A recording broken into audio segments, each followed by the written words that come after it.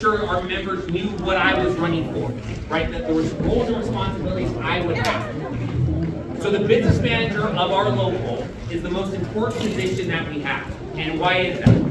It's because they run the day-to-day business of the local, right? They're making sure that our contracts are being enforced. They are hiring a staff to make sure we're able to cover the our entire jurisdiction, to make sure that none of our members or none of our jobs are not being overseen. They take care of grievances. So if there's an issue with you and your contractor at a job, it is our role and responsibility to make sure that you are being represented, right? You provide a lot of training to those around you. And again, one of the things that's most important to me is about investing in the future of this local. I had someone ask me the other day, they said, Alex, you know, you're really young. If you just waited 5 years, you could be the business manager for the rest of your career. And I told them, if I'm the business manager for the rest of my career, I have failed each and every one of you. And I mean that. Because that means I have not taken the time to make sure that there's 20, 30, 300 people who care about this local like I do, who are ready to step up into those roles and responsibilities to run us decades to come. I'm not trying to be here for the rest of my career, guys. I already worked in the office. And I enjoyed my time there. I was very happy with the results I was able to provide for this local when I was hired by Deanna Rodriguez in 2019. But I know there's more, right? And I'm also a firm believer when you've been in that office for too long, you lose the relationship with our members and the understanding of what we have to deal with. You know, it was pouring rain this week. Pouring rain. Side of our building's wide open, right? I got members, Mike and Don, wherever Don's at. I got Adrian, right? These guys are soaking wet. I guarantee business agents weren't doing job walks in that rain, right? When I had the opportunity to pull a guy out of the rain to make sure he get a job inside the building, because if I'm going to make him be out there, either I'm going to be out there with him and we're both going to be miserable, or I'm going to take care of my guys, right? That's what it means. You have to remember where you came from, because the minute you forget that, you forget why we're doing this work to begin with. And that's not my style. I just want to see us be successful for the long run, and I want to see a lot of younger members, a lot of members that have been around who've already been putting out time, get more opportunities, get more leadership training, actually get them prepared to step up, both on the job and for the hall, at all times. And actually making sure we're seeing a return on that investment, right? So one of the things that we do, right, the job of the president is to basically send out delegates when we go to these conferences and whatnot. Well, historically, if we go and invest in someone, and Anthony can speak to this, if we go and invest in someone, we're saying, hey, we're going to send you this conference because we want you to learn something to bring it back. Because that's the point of us sending you there, right? We want you to be able to come and be able to tell the membership what you learned and how it can make us better. For those of you that regularly go to our union meetings, that doesn't happen anymore. Very rarely. I mean, I take a lot of time to tell you exactly what I learned, right? But we have a lot of younger members that are not being told how they should be representing us. What are our expectations for them, right? Just like any good leader on a job site, you say, hey, you're going to be my journeyman, Jason, this is what I need from you. I'm going to give you this, and this is what I need in return. And we need to make sure we keep that going all the time. Because it's not about us now, it's about us 20 years from now. And how do we prepare ourselves for that moment? Also, you guys probably know the business manager is in charge of our negotiations, right? They're the leader in having us at the table for all of our classifications, not just inside wiremen, but sound and comm members, residential material handlers. And all of those members deserve the same amount of respect and attention from one to the next. And for me, I don't look at someone and I say, oh, Joey, you were a sound and comm guy before. Cool, bro. I'm going to be over here. No, it's like, that's my boy Joey. Joey, what do you need? You have a question, how can I answer it? Right? Most of you probably know that if there's something's ever come up, you can call me. Time of the day, doesn't really matter. Still answer my phone. Right? You have a question about something that's going on, most of the time I'm going to tell you, hey, I probably can't answer that for you, need to call the hall. But I've seen it happen this way. I've seen business managers do X. You need to go ask that question, because at the end of the day, I'm not the person in charge. But I want to be that person in charge for you, to to be able to make sure that you're being looked at. So I don't know if that was super helpful. Is that okay? Do you have any other questions? So one of the things that I notice is that we have people that are business reps that also work at the school, but also represent us on the executive board.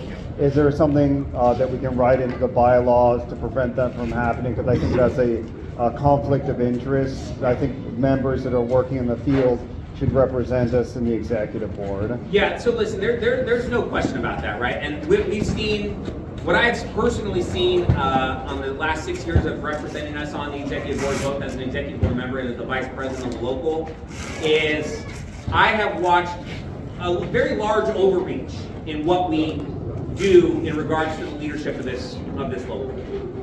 So to Francis' question first, of course, we can always make bylaws changes.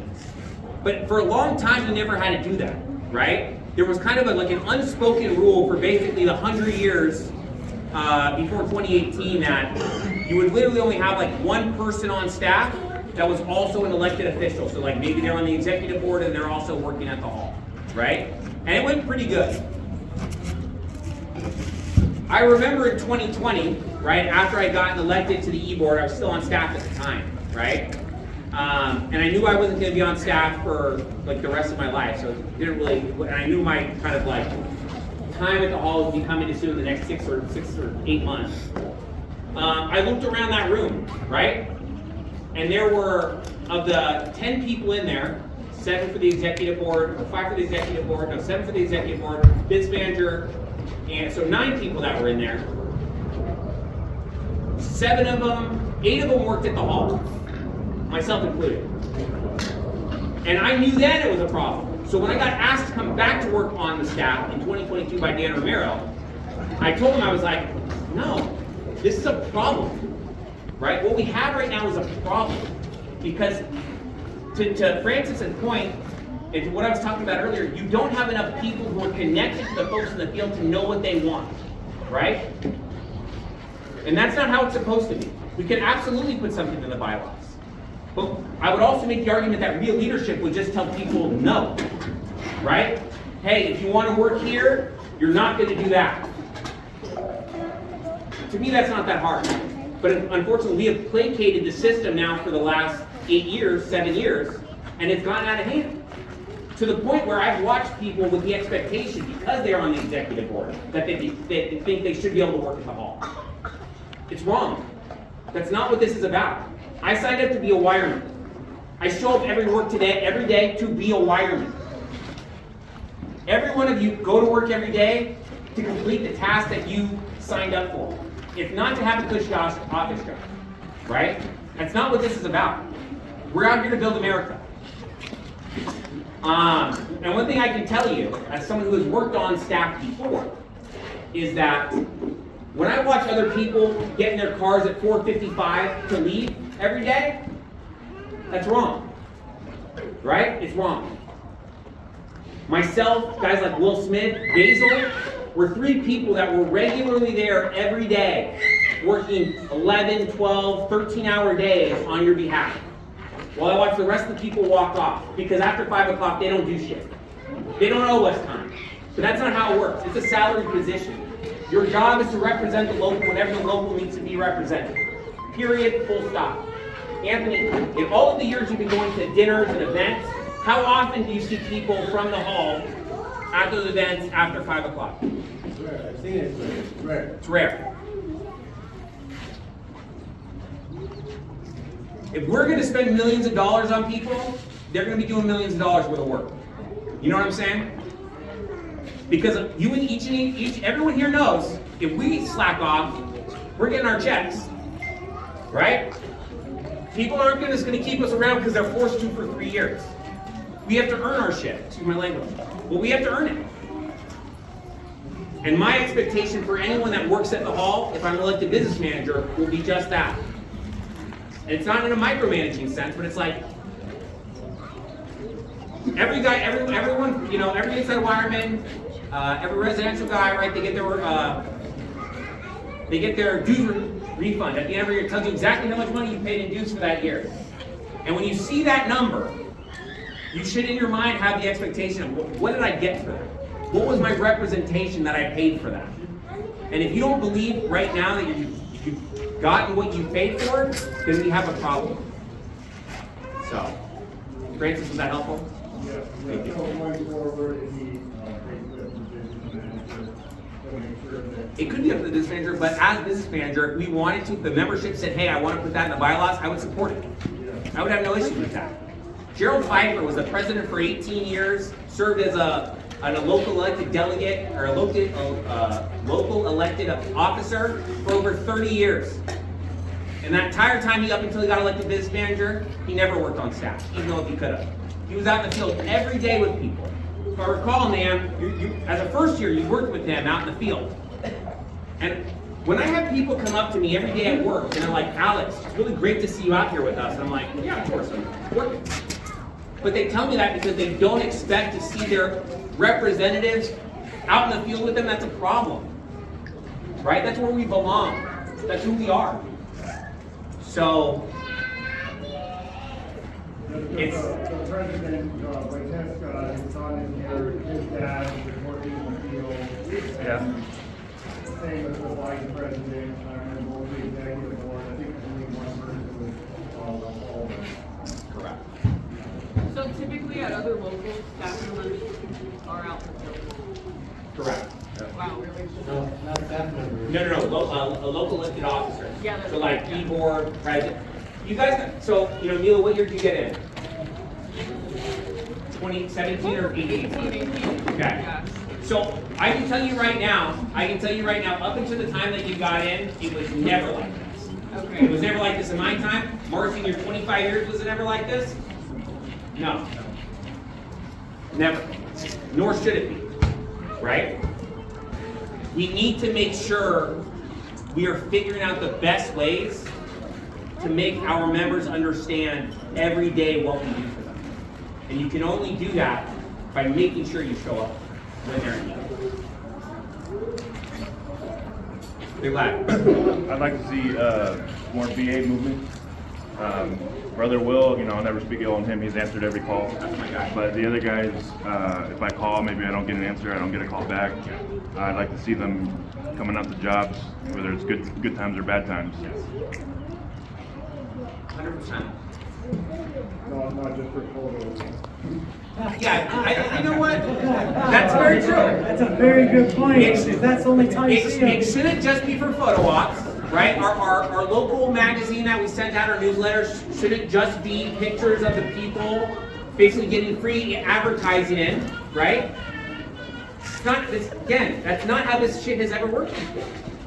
Where we are at is backwards. And we need to turn it around to a time where our members knew what their folks were there to do for them at all times.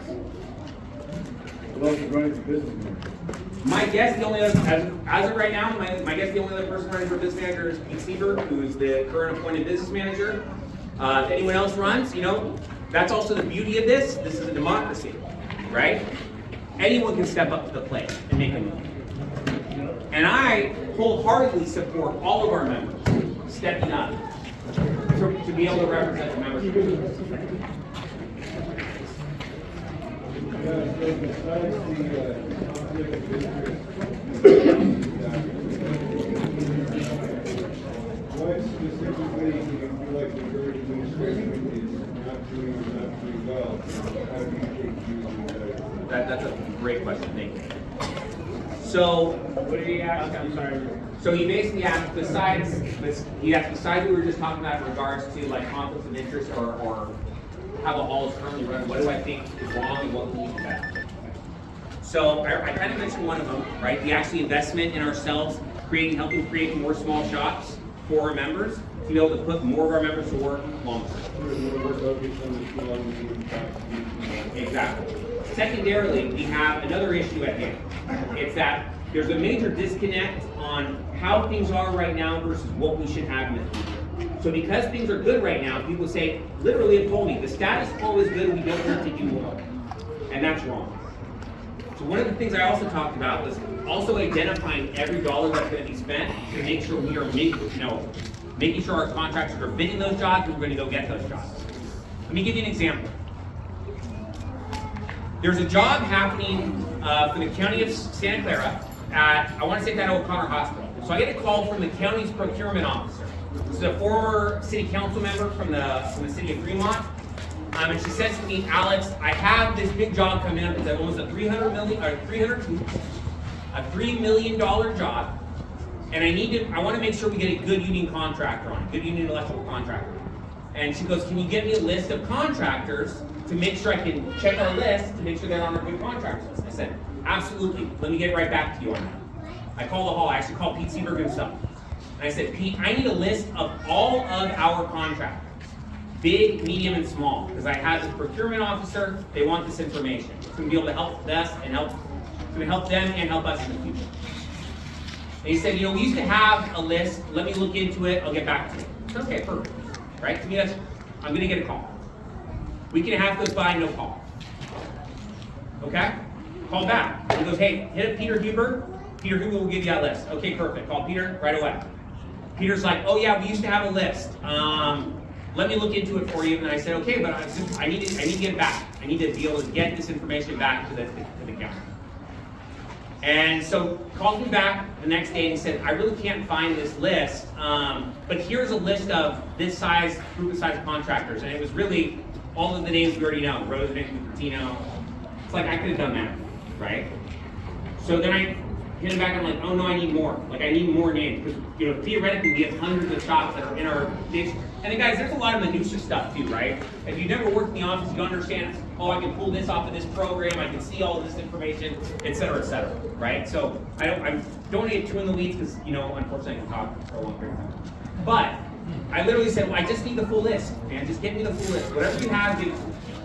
Finally, I get sent this list. The vast majority of it are contractors that either they just talked to about coming to work and become signatory with Local 362, or ones that have already gone away and that have gone out of business. Now, how does that look for us on a professional level when I get asked for something from the county and I give them slop? That doesn't make us look good, right? So I then have to take the due diligence and start like, that doesn't exist, this doesn't exist, and then get them something useful. Then I get a call back saying, hey, do you know Ray Sheets? You know this company called Ray Sheets? I said, I do. I know the superintendent. I know the main GF, because I went through the apprenticeship with both of them, right? I said, let me get you their numbers, let me connect you guys. They were able to get that $3 million job. This is what we're supposed to do. This is what is not being done. It takes a lot of effort. You have to spend a lot of time doing a lot of stuff. There's a lot of groundwork that has to get laid. And it's not being done, and I will not just be me and my staff